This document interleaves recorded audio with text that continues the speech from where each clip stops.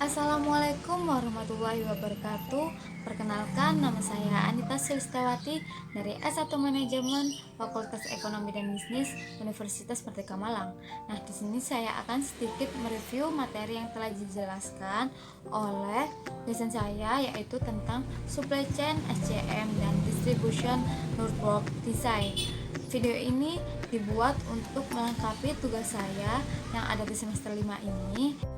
Yang pertama adalah supply chain. Supply chain adalah jaringan perusahaan-perusahaan yang secara bersama-sama bekerja untuk memproduksi dan menghantarkan suatu produk ke tangan pemakai akhir. Nah, perusahaan-perusahaan tersebut adalah supplier, pabrik, distributor, toko retail, dan perusahaan pendukung seperti jasa logistik. Nah, ada 3 hal yang harus dikelola oleh supply chain. Yang pertama, yaitu aliran barang dari hulu ke hilir. Contohnya seperti bahan baku yang dikirim dari supplier ke pabrik, setelah selesai dikirim ke distributor, pengecer, kemudian ke pemakai akhir. Nah, yang kedua yaitu tentang aliran informasi yang bisa terjadi dari hulu ke hilir atau sebaliknya. Dan yang tak kalah pentingnya yaitu tentang aliran uang dan sejenisnya yang mengalir dari hilir ke hulu, yang berisikan tentang informasi persyaratan kredit, jadwal pembayaran, tenggang waktu, penetapan kepemilikan, dan status pengiriman. Selanjutnya materi kedua yaitu tentang supply chain management atau bisa disingkat menjadi SCM. SCM adalah fungsi-fungsi yang terintegrasi dan memiliki tanggung jawab utama untuk menghubungkan fungsi dari bisnis utama dan proses bisnis dalam di seluruh perusahaan untuk mewujudkan model bisnis yang kohesif dan berkinerja tinggi. Nah, dari sini kita dapat simpulkan bahwa supply chain adalah sebuah sistem organisasi yang di dalamnya terdapat peran-peran dan melakukan berbagai kegiatan meliputi informasi, dana, dan sumber daya lainnya yang saling berkaitan.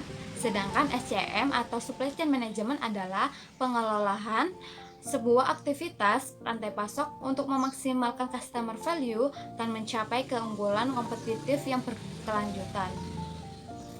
Nah, selanjutnya apa sih yang menjadi tantangan dalam mengelola supply chain? Yaitu tantangan kompleksitas struktur, di mana tantangan ini yang melibatkan internal perusahaan maupun eksternal perusahaan. Dan tantangan kedua yaitu ketidakpastian. Ketidakpastian ini bisa dari ketidakpastian pembeli, ketidakpastian supplier, ketidakpastian kerusakan mesin, atau ketidakpastian yang lainnya. Selanjutnya bab ketiga yang bertemakan distribution network design. Di sini membahas tentang pentingnya lokasi, di mana perusahaan akan menempatkan kegiatan operasional mereka, maka keputusan yang harus diambil oleh manajer operasional adalah strategi lokasi. Selanjutnya yaitu metode penentuan lokasi, di mana di metode ini ada 2 metode. Yang pertama, location factorating adalah sebuah metode penentuan lokasi yang mementingkan adanya objektivitas dalam proses mengenali biaya yang sulit untuk dievaluasi. Faktor yang dipertimbangkan di metode ini adalah kuantitatif dan kualitatif. Nah, di sini dianalisis dengan cara mengkuantifikasi semua faktor. Nah, metode yang kedua yaitu Center of Gravity Technique Quiz, merupakan sebuah teknik matematis yang digunakan untuk menentukan lokasi yang paling baik untuk suatu titik distribusi tunggal yang melayani beberapa toko atau daerah. Metode ini memperhitungkan jarak lokasi pasar, jumlah barang yang dikirim, dan biaya pengiriman. Nah, dari 2 metode yang sudah saya jelaskan, kita bisa menentukan mana metode yang kita butuhkan atau mana yang metode yang tepat untuk suatu distribusi yang akan kita buka. Sekian review materi penjelasan dari saya. Mohon maaf jika ada salah kata atau pengucapan kata. Saya Anita Sulistiawati. Terima kasih sudah menonton video ini.